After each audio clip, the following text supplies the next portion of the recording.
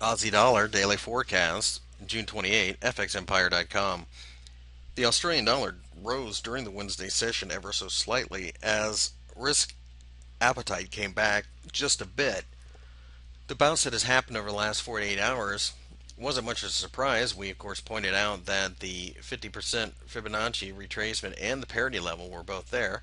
And granted, this is the other side of the 50. In other words, we came up, went through it.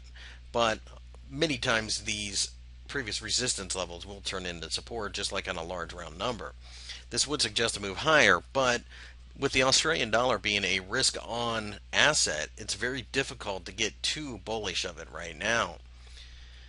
With this being said, though, we have to look at the charts for what they are, and of course, we have what could be a potential range 102 to the top, and the bottom of this hammer to the bottom.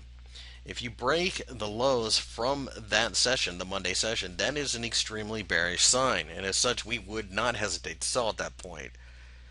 On a break above 102, we would have to assume that the bullishness continues and buy at that point. We think that the European Union's summit over the next 48 hours will be very, very influential in this pair, as it is a risk on, risk off type currency pair.